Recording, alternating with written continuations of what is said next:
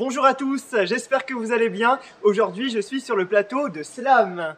Slam est un jeu animé par Cyril Ferraud que les téléspectateurs retrouvent du lundi au vendredi à 17h25 sur France 3. Et le dimanche, en fin de journée à 17h50, c'est le Grand Slam. Les champions du jeu s'affrontent. Slam existe depuis 2009. Près de 15 ans après son lancement, le succès est toujours au rendez-vous.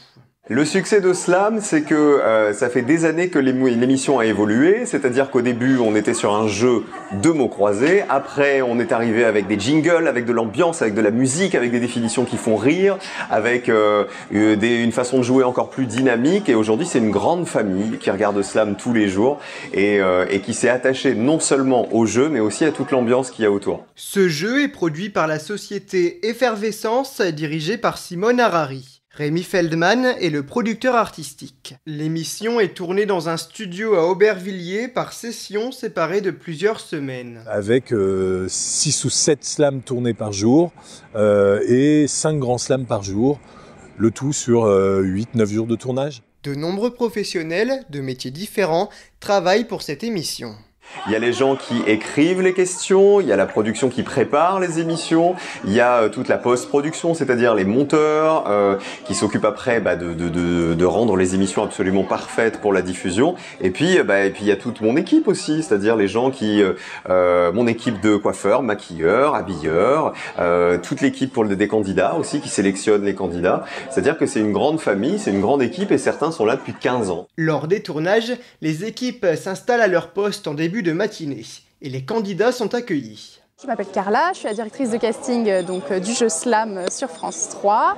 Je travaille à Slam depuis 2015 et je suis au poste de directrice de casting depuis fin 2018. Carla est entourée d'une équipe. Au casting de l'émission, donc il y a ma collègue Rosella qui s'occupe particulièrement du Grand Slam. Il y a Romane aussi qui est avec nous, qui va gérer essentiellement les sélections en ligne. On a aussi Agathe qui fait les castings avec nous aussi bien en province que les sélections en ligne. Et on a aussi en plus un stagiaire avec nous qui bosse pour récupérer les gens sur internet qui s'inscrivent ou par téléphone, etc. Et puis il y a moi évidemment. Donc ça nous fait 1, 2, 3, 4, 5 personnes au total au casting de Slam. Les sélections se déroulent un peu partout en France et aussi en Belgique. On va cibler essentiellement les grandes villes parce que c'est là où il y a le plus de monde qui peuvent nous rejoindre justement en sélection. Et après, on va regarder les endroits où il y a le plus de demandes. On a parfois plus de demandes dans des villes comme Lille ou comme Marseille. Voilà, peut-être un peu plus que quand on va à Poitiers ou à Orléans. Voilà, ça dépend.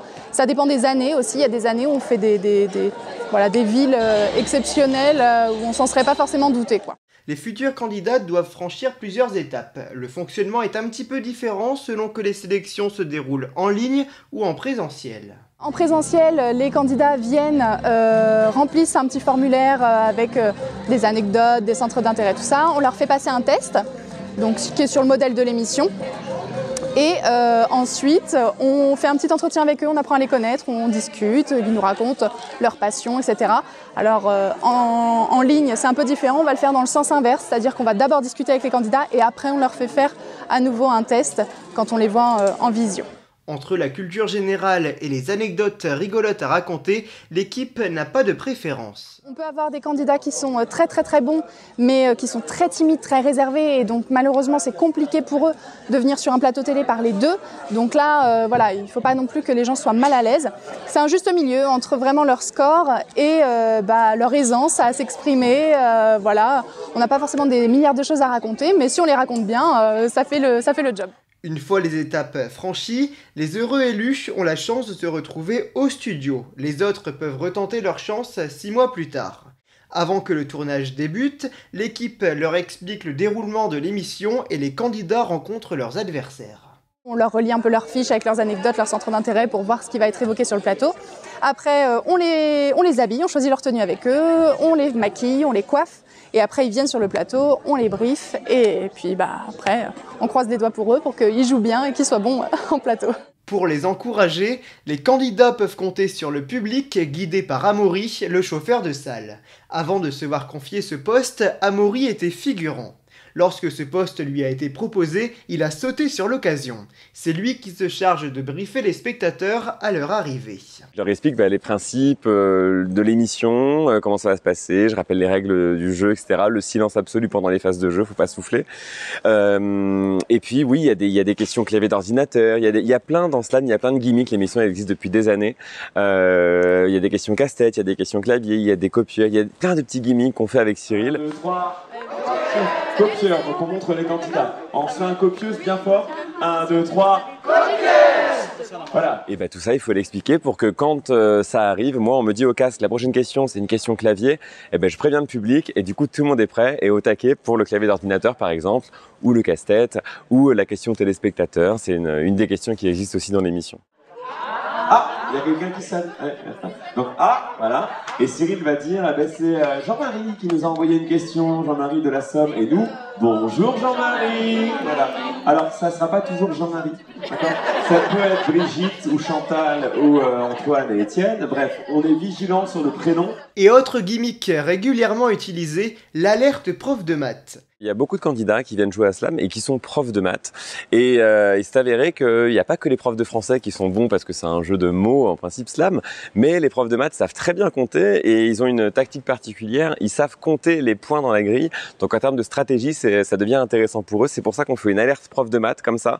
Quand il y a un prof de maths en plateau, attention, parce qu'ils sont très très doués les profs de maths. En plus des gimmicks que l'on remarque uniquement à Slam, l'émission comporte une autre originalité, la présence de vaches sur le plateau. C'est venu d'une question dans une émission où on parlait de vaches. On m'a surpris en régie en m'envoyant une vache, en voyant un cri de vache, une vache qui était en train de meugler. Et quelques jours après, on a eu une autre question sur un autre animal et là on m'a renvoyé le cri de la vache alors que c'était pas du tout le sujet. Donc ça m'a fait hurler de rire et de fil en aiguille, dès qu'on a eu des questions sur les animaux, peu importe, on m'envoyait une vache et c'est comme ça qu'est née Marguerite et qu'on a lancé l'opération des Marguerites, c'est-à-dire les candidats, les téléspectateurs nous envoient des vaches en peluche qu'on collectionne pendant toute l'année, qui sont ici, là, voilà, qui sont tout autour de moi et qu'on offre aux enfants hospitalisés qui souffrent du cancer, voilà, et qui sont en cancérologie pédiatrique et je peux vous dire que ça leur donne un sourire jusque-là grâce à une association qui s'appelle les Lutins du Phénix. Avant le début du tournage, Amaury fait monter l'ambiance qu'il maintient entre les émissions en mettant de la musique, ce qui permet aux spectateurs de rester dynamiques. Attention, est-ce qu'on peut avoir les mains, mesdames, messieurs, s'il vous plaît? Allez, ça. Jusqu'à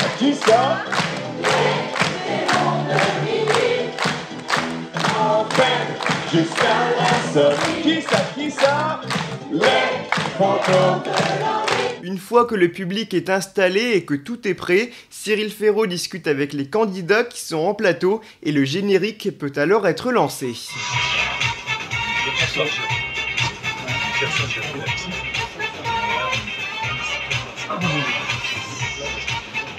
5, 4, 3, 2, 1, retour. Au début de l'émission, les trois candidats se présentent et racontent des anecdotes. Il est temps ensuite d'entamer la première manche. Voici la première question. Quelle lettre est entourée de deux voyelles à Trafalgar? À Trafalgar, en cours. Il est entouré de deux A, voilà la même voyelle en plus. Un F dans la lettre. Cyril Ferraud pose des questions. Le premier candidat qui trouve la réponse appuie sur le buzzer. La réponse à la question est une lettre. Elle s'affiche ensuite dans la grille. Le participant doit alors trouver un mot à l'aide d'une définition pour remporter des points. Tout au long de la manche, tout peut basculer puisque chaque candidat a le droit de slammer, c'est-à-dire qu'il peut tenter de compléter toute la grille d'un seul coup. Cependant, s'il échoue, les points sont donnés aux adversaires. Dès que la grille est pleine, c'est le candidat qui a le moins de points à son compteur qui est éliminé. En amont, avant les tournages, les questions sont écrites par une équipe dirigée par Nathalie, qui est la rédactrice en chef. On a 6 rédacteurs de questions qui ne travaillent pas tous à plein temps et qui trouvent de nouvelles idées régulièrement, ce qui nous permet d'avoir changé un petit peu le ton du jeu, tout en restant fidèle à l'émission, mais depuis le début de Slam. Pour chaque session de tournage, 700 questions sont nécessaires. Elles sont toutes relues au préalable. Et elles sont toutes surtout corrigées et recorrigées et re-recorrigées pour qu'il n'y ait pas de réponse possible. Les téléspectateurs peuvent écrire des questions et les envoyer par mail à vosquestions@slamlejeu.com. Et elles sont triées de telle manière à ce qu'elles ne soient pas redondantes avec d'autres questions déjà présentes ou jouées très récemment. Et puis c'est la même chose, il faut que la question soit, c'est heureusement, c'est un métier d'être rédacteur et il faut que le candidat sache exactement quelle question on lui pose. Et on a régulièrement de très très bonnes questions de téléspectateurs et de temps en temps on a des questions qui tiennent pas. Soit parce qu'il y a plusieurs réponses, soit parce qu'on ne comprend pas forcément le sens, soit parce qu'elles sont beaucoup trop faciles, ou qu'on les a déjà vues plusieurs fois dans l'émission et qu'on préfère chercher de la nouveauté. Et lorsque Cyril Ferraud pose une question écrite par un téléspectateur, il lui fait un petit coucou à l'antenne et donne son prénom. Entre les phases de jeu, Cyril Ferraud vient parfois discuter avec le public, ce qui ajoute de la bonne humeur dans l'émission. En presque 15 ans de jeu, il y a eu de très belles séquences. Quel est votre meilleur souvenir à Slam? Est-ce que vous avez une anecdote à nous raconter? Alors j'en ai plein des très bons souvenirs. J'ai une anecdote quand même avec une dame qui était venue dans le public. Je ne me souviens plus exactement d'où elle venait. Elle s'appelait Mimi et j'étais allé m'asseoir sur ses genoux dans le public et elle était dans un état second. Et c'est vraiment une énorme crise de rire et c'est une séquence qu'on a diffusée telle qu'elle a été tournée, c'est-à-dire qui durait je crois presque 5 minutes, mais c'est 5 minutes de fou rire et c'est 5 minutes de bonheur et elle s'en souvient encore et moi aussi. Voilà, je pense que c'est la séquence la plus drôle de toute l'histoire de Slam. En manche 2, c'est le même principe que pour la première, si ce n'est qu'ils ne sont plus que 2 participants à s'affronter. Durant le tournage, pas très loin du plateau, on retrouve le producteur artistique. Mon rôle, c'est d'abord d'être dans le car et de piloter un peu l'ensemble des gens qui sont dans le car par rapport à tout ce qu'on veut montrer dans l'émission. Et puis d'être en contact permanent, avant tout avec Cyril, avec qui je parle beaucoup dans le car, et tous les autres intervenants qui sont sur le plateau, parce que moi j'ai pas la chance d'y être, hein, je suis dans un car régie de France Télévisions et je suis bloqué dedans, donc on a besoin de se parler tout le temps et de donner des directives aux réalisateurs aussi, de poser des questions au son quand il y a un problème, etc. Enfin, c'est non-stop. Chaque émission révèle de nouvelles choses et de nouvelles conversations. Dans le car régie travaille également un truquiste qui se charge des effets dans l'émission, une opératrice synthé dont la mission est de faire figurer les bandeaux qui sont les textes qui apparaissent à l'écran. On trouve aussi le réalisateur qui choisit les plans qui seront diffusés à l'antenne, ou encore la script qui se charge de la gestion du temps.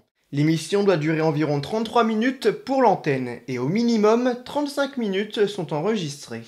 La script transmet ensuite un rapport au monteur avec toutes les informations, comme les interruptions du tournage par exemple. Les magnétos, les jingles, le son et la vision sont aussi gérés dans le car régie. Une fois la deuxième manche terminée, c'est l'heure de la finale. La finale, c'est après ça, 3, 2, 1, Les candidats peuvent remporter jusqu'à 2000 €.